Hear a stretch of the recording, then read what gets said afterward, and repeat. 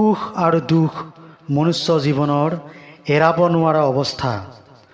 গাড়ীৰ চকা এটা ঘূৰি থাকোঁতে এবাৰ ওপৰৰ ফালে থাকে আৰু এবাৰ মাটিৰ বোকাত পৰে, এবাৰ মিহি ৰাস্তাৰে গৈ থাকে, এবাৰ খলা বমা পথেৰে ঠেকেচা থুকচি খাই আগবাঢ়ি যায়।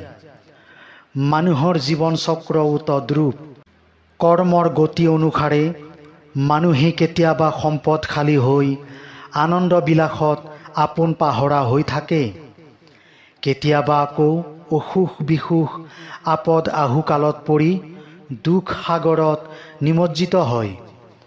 মানুহৰ এনেকুৱা স্বভাৱ যে সুখ সম্পদৰ দিনত কৃষ্ণগুৰু প্ৰভুক ভজনা কৰাৰ কথা মনতে নপৰে, কিন্তু যেতিয়া ভয়ংকৰ দুৰ্যোগত পৰি উদ্ধাৰৰ অন্য উপায় বিচাৰি নাপায়, তেতিয়া কৃষ্ণগুৰুৰ চৰণত ত্ৰাহি ত্ৰাহি বুলি প্ৰাৰ্থনা জনায়। কিন্তু কৃষ্ণগুৰুক ভজনা কৰাৰ বাবে এয়া উৎকৃষ্ট স্বভাৱ নহয়।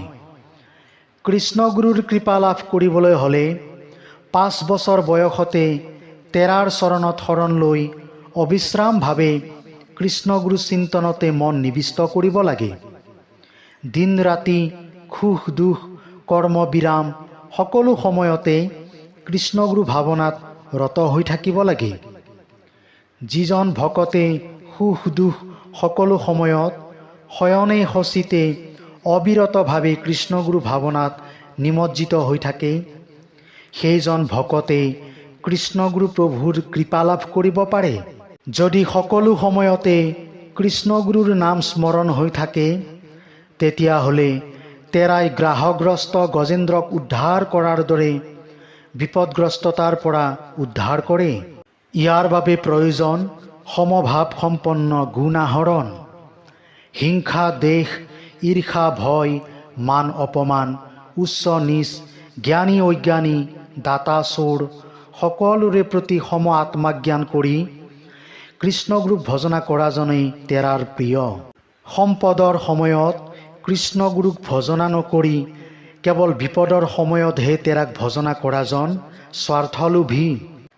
পৃথিৱীলৈ আগমন কৰাৰ আগতে তেৰাক ভজনা কৰাৰ প্ৰতিশ্ৰুতিৰে জীৱই যি প্ৰতিজ্ঞা কৰে, সম্পদৰ মায়াত জীৱই সেই প্ৰতিজ্ঞা পাহৰি যোৱা বাবে সংসাৰ চক্ৰত আবদ্ধ হয় আৰু গাড়ীৰ চকাৰ দৰে তল ওপৰ হৈ জীৱন চক্ৰত সহস্ৰজনী পৰিভ্ৰমণ কৰে। সংসাৰখন অসাৰ মায়াৰে ভৰপূৰ। তাকেই সত্য বুলি কৃষ্ণগুৰুক ভজনা নকৰা বাবে জীৱই দুখৰ উপৰি দুখ ভোগ কৰিবলগীয়া হয়। শান্তিৰ একমাত্ৰ পথ কৃষ্ণগুৰুক ভজনা কৰি লোকহিতাৰ্থে কৰ্ম কৰা। কৃষ্ণগুৰু প্ৰভুৱেই হ'ল সমস্ত জগতৰ সৃষ্টিকৰ্তা। তেওঁৱেই সকলো জীৱকুল আৰু বিশাল প্ৰকৃতি জগতৰ নিয়ন্তা। তেওঁ পৰমাত্মা। তেওঁৱেই আত্মাৰূপে আমাৰ দেহত আছে বাবে আমি চৈতন্য দেহ লৈ জগতত বিচৰণ কৰি আছোঁ। তেৰাৰ পৰম কৃপাৰ গুণতহে জীৱই মনুষ্যতনু লাভ কৰিব পাৰে। নৰদেহ ধাৰণ কৰি জীৱই কৃষ্ণগুৰু প্ৰভুৱে সৃষ্টি কৰা অন্তহীন প্ৰকৃতি জগতত তেৰাৰ ইচ্ছাতেই বিচৰণ কৰি ফুৰে। বৃক্ষসমূহত তেওঁৱেই ফুল ফল দান কৰে। প্ৰভুৰ কৃপাতেই ফুলৰ পৰা ফল হয়, সেই ফল সুমিষ্ট হৈ পকে। সেই ফল ফুল ভক্ষণ কৰি জীৱই জীৱন নিৰ্বাহ কৰিব পাৰিছে। প্ৰভুৰ কৃপাতেই মনুষ্যই সমাজ পাতি বাস কৰে, কিন্তু সেই সমাজ অথবা নিজৰ ভাই ভনী সংগী আদি মনুষ্যৰ নিৰাপদ আশ্ৰয়ৰ স্থান নহয়। প্ৰভুৰ অভয় শ্ৰীচৰণ যুগলহে জীৱৰ নিৰাপদ আশ্ৰয়স্থান। কৃষ্ণগুৰু প্ৰভুৰ অসীম কৃপাৰ ফলতহে অসীম দয়াৰ গুণতহে মনুষ্যই তেৰাৰ শ্ৰীচৰণত আশ্ৰয় ল'ব পাৰে। প্ৰভুৰ কৃপা অবিহনে এয়া অসম্ভৱ।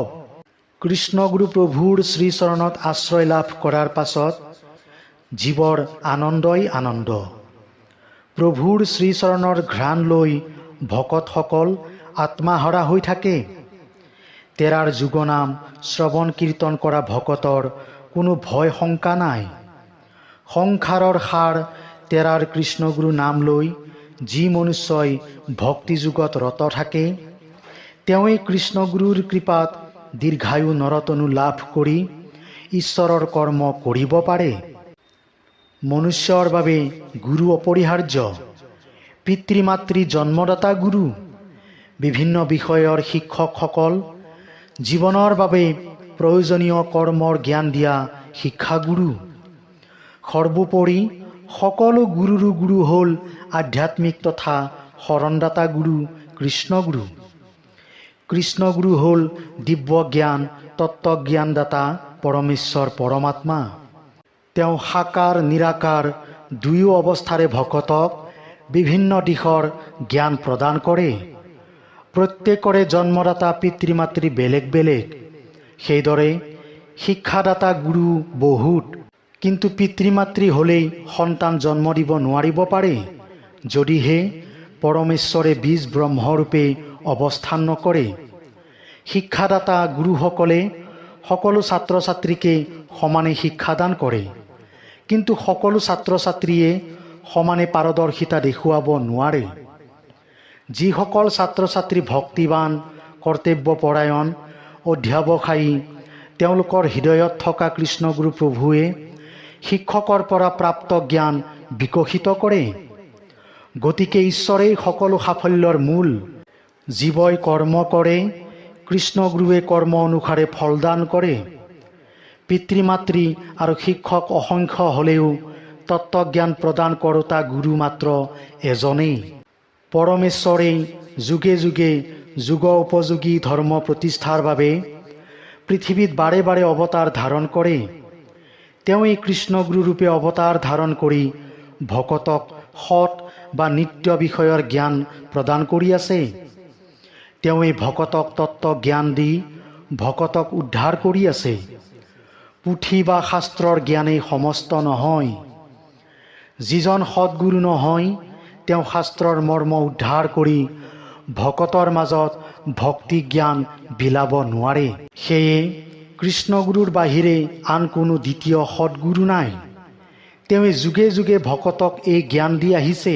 কৃষ্ণগুৰু প্ৰভুৱে সংসাৰ নিকাৰৰ পৰা উদ্ধাৰ কৰি মনুষ্যৰ ভয় আঁতৰাব পাৰে। সেয়ে তেৰা ভৱ ভয়হাৰী। কৃষ্ণগুৰু সমস্ত গুণৰে ঊৰ্ধত, সেয়ে তেওঁ নিৰ্গুণ। কৃষ্ণগুৰুৰ চৰণ দৰ্শন কৰা মাত্ৰকেই জীৱৰ কৌটি জন্মৰ সঞ্চিত পাপ নাশ হয়। তেৰাৰ চৰণ স্পৰ্শ কৰা মাত্ৰকে পুণ্য সঞ্চয় হয় আৰু তেৰাৰ শ্ৰীমুখ নিঃসৃত অমৃতবাণী শ্ৰৱণৰ লগে লগে ভকতৰ ভক্তি বৰ্ধন হৈ থাকে। কৃষ্ণগুৰু প্ৰভুৱেই জীৱৰ স্ৰজন্তা পালন্তা। মানুহৰ সীমাহীন ঐশ্বৰ্য বিভূতি থাকিব পাৰে, সকলো পায়ো যদি কৃষ্ণগুৰুৰ চৰণ নাপায় তেনেহ'লে তেওঁ মহা আনন্দ লাভ কৰিব নোৱাৰে।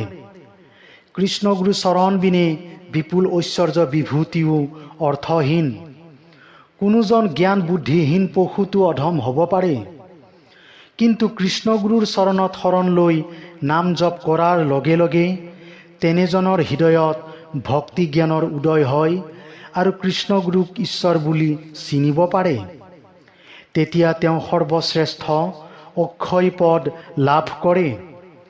যিজনা কৃষ্ণগুৰুৰ কৃপাত ভকতে দিব্য জ্ঞান লাভ কৰিব পাৰে, মহাতত্ত্ব উপলব্ধি কৰিব পাৰে, নিত্য অনিত্য কি বুজি পায়, ভক্তিৰ দ্বাৰা পৰম পদ লাভ কৰিব পাৰে, সেইজনা কৃষ্ণগুৰুৰ বাহিৰে আন কোনো সৎগুৰু থাকিব নোৱাৰে।